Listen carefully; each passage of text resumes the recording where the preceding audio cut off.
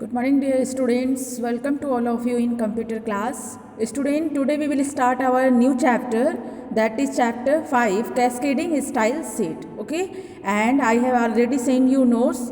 You all read the notes carefully. Okay, if there is any problem in notes, you all ask me. So today we will start this chapter, and in this week I explain the every topic of this chapter, and it is something different from HTML. Okay, so here the first one is CSS. The full form of CSS is Cascading Style Sheet. So first we know about what is CSS. CSS is also used to make the web page, but it is something different from HTML, as in the sense of with the help of CSS, different functions, different elements, different styles, we make our page attractive like a HTML document, but it make our web page more attractive. That is different function. For example, rollover, ठीक है, and pop-up menu, different click on a web page, ठीक है, it is done by CSS. You see on different website there were different controls, ठीक है, for registration form filling or different terms, that is not made by only HTML. There is a combination of different web designing language. Okay, so after HTML, here in this chapter we will discuss about CSS, and we implement this coding in that web page coding. Okay, HTML web page coding. Okay, so here the first term is CSS stand for Cascading Style Sheet. The primary intention of CSS is to separate visual presentation from the document content written in markup language. ठीक है, तो इसका primary जो objective है, जो आपका markup language में जो चीज़ें लिखी हुई हैं उससे थोड़ा सा और इसको अलग बनाना है वेब पेज के लुक एंड फील को. CSS describe how HTML elements are to be displayed on the screen, paper or in other media.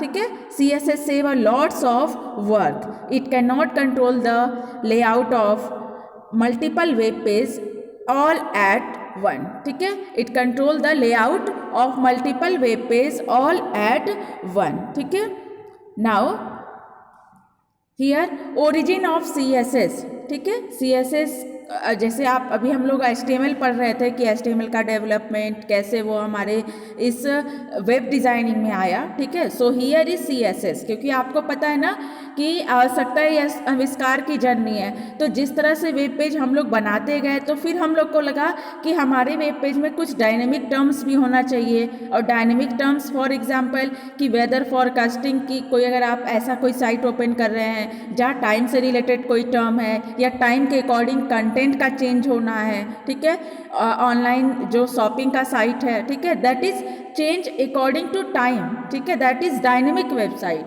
So there is the need of some other language to make that web page. So here the CSS that is after HTML. Okay, so here we see HTML was originally designed as a simple way of presenting information intended for sharing scientific document and research paper online.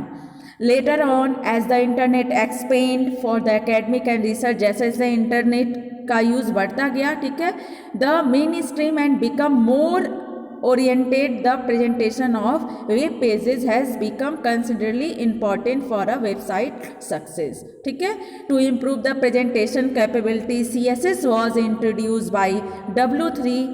ठीक है, W3C, the World Wide Web Consortium. ठीक है, it was intended to allow web designers to define the look and feel of their web pages and to separate content from document layout. ठीक है, CSS का हम use करके अपने page को और अट्रैक्टिव बना सकते हैं, उसके लेआउट को, उसके प्रेजेंटेशन को. ठीक है, now advantage of CSS, why we use CSS, उसका कुछ बेनिफिट होगा तभी हम यूज़ कर रहे हैं अपने वेब पेज में. Allow separating content of HTML document from the style and layout. ये HTML के कंटेंट को और अपने जो इसके अंदर जो भी स्टाइल्स और इसका लेआउट होगा वो दोनों सेपरेट होते हैं, अलग अलग फाइल होती है। Make document much easier to maintain, give much better control over the layout of your web page. For example, कभी कभी आप किसी वेबसाइट में देखते हैं कि कोई इमेज स्लाइड करता हुआ जा रहा है, ठीक है, या फिर आप किसी मेनू पे कर्सर ले जा रहे हैं तो वो थोड़ा सा डिफरेंट चेंज होता हुआ आ रहा है, ठीक है। तो these are the more advantage of doing work with CSS. Now here is some more advantage that CSS save lots of time, easy maintenance है, ठीक है, पेज लोड फास्टर। अगर हम इससे कोडिंग अगर बनाते हैं तो हमारे पेज जो है बहुत ही जल्दी अपलोड होंगे, ठीक है। Superior style to HTML, multiple device compatibility, ठीक है, that is supported by different web browser. Now here is the syntax of CSS.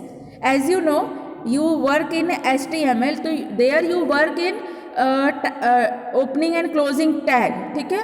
तो यहाँ जो हम बात करेंगे CSS में कोडिंग की, that is your CSS syntax and it is written in this style, ठीक है। इसका सिंटेक्स क्या होगा, हियर इज योर H1, जो आपका वहाँ पे H1 टैग होता था, तो यहाँ पे उसको हम क्या बोलेंगे, selector. Here is in curly braces, ठीक है, आप देख रहे हैं कि सेलेक्टर के बाद एक कर्ली ब्रेसेस है, and then written colour, then separate by semicolon, 2 dot से, and here is the colour value that is blue, ठीक है। तो ये क्या है आपका H, here H1 is selector and this selector the colour, जो आपका प्रॉपर्टी है वो आपका कलर है, एंड उस प्रॉपर्टी का जो वैल्यू है दैट इज ब्लू, ठीक है। And if you want to enter two different property of one selector, then you separate by semicolon, ठीक है, सेपरेट कर लेंगे। And here the second property is text alignment and its value is centre, and here we put the semicolon and curly braces close. जैसे आप वहाँ पे क्या कर रहे थे, we use there in HTML tag use कर रहे थे और उसकी प्रॉपर्टी, ठीक है, उसके वहाँ पे उसको हम एट्रीब्यूट बोल रहे थे और उसके वैल्यू, ठीक है। एक से अधिक हम लोग अगर एट्रीब्यूट यूज कर रहे थे उसके वैल्यू, तो हम लोग क्या करते थे, make space, but here we put semi column, ठीक है। And all these terms is in curly braces and the element that is outside that is your selector, वहाँ पे हम टैग बोलते थे, यहाँ सेलेक्टर बोलेंगे, ठीक है। तो this is the basic syntax of how to write the CSS coding. Now here the description of this syntax, ठीक है, यहाँ पे उसका डिस्क्रिप्शन बताया गया है कि the selector point to HTML element you want to style. आप अपने वेब पेज लेआउट में जो भी एलिमेंट्स, जो स्टाइल आप लाना चाहते हैं उस सेलेक्टर को यूज़ करेंगे। The declaration block contain one or more declaration separate by semicolon, ठीक है, जो अभी हमने बताया कि सेमी कॉलोन से हम उसको अलग अलग करेंगे जितने भी आपको वहाँ पे प्रॉपर्टी यूज करना है। Each declaration include a CSS property name and value and separate by colon, ठीक है। यहाँ पे जो हमने देखा ये पूरे कंप्लीट बॉक्स को कहा गया है डिक्लेरेशन, ठीक है। And in this declaration here property value and separate by semicolon, ठीक है, property value and separate by semicolon, ठीक है। और जो प्रॉपर्टी एंड वैल्यू होगी वो किससे सेपरेट होगी, कोलोन से only. Now next topic, the CSS declaration always end with a semicolon and declaration block are surrounded by curly braces, जो हमने इस तरह का जो हम लोग देख रहे थे, ठीक है। Now here how to specify a CSS can be specified in 3 way, ठीक है। There is no specification work in HTML, ऐसा कुछ नहीं था, लेकिन CSS आपको 3 अलग अलग तरीके प्रोवाइड करता है आपके वेब पेज के क्रिएशन के लिए। So here there were 3 term, inline CSS, internal CSS and external CSS, okay। And here what is inline CSS? An inline style may be used to apply a unique style for a single element, ठीक है। For example अभी हम लोग जो syntax देख रहे थे H1 का, ठीक है, तो वहाँ पे जो आपको स्ट्रक्चर बताया था वो केवल पर्टिकुलर एलिमेंट के लिए है, हम केवल उस एलिमेंट में, मतलब हेडिंग, H1 किस लिए यूज हुआ, हेडिंग के लिए। So we change that particular element in heading, वहाँ पे हम जो भी कलर या अलाइनमेंट यूज कर रहे थे वो उस हेडिंग के लिए ही अप्लाई होगा, ठीक है। That is used in inline CSS। Internal CSS क्या होगा? एन इंटरनल स्टाइल में be used if one single page has unique style. अगर हमको पूरे एक पेज की अपनी कोई स्टाइल, अगर हमको एक यूनिक स्टाइल चाहिए, उस पूरे पेज में वही होना चाहिए, तो हम क्या यूज करेंगे? Internal style sheet. and external style sheet. An external style sheet you can change the look of an entire website by changing just one file, ठीक है। तो एक्सटर्नल स्टाइल शीट क्या हो गया कि if we use the heading selector, अगर हम H1 use कर रहे हैं और हम चाहते हैं कि हेडिंग का वही कलर ब्लू और अलाइनमेंट मेरे सारे वेब पेज में सेम हो, तो हम क्या यूज करेंगे? एक्सटर्नल स्टाइल शीट, ठीक है।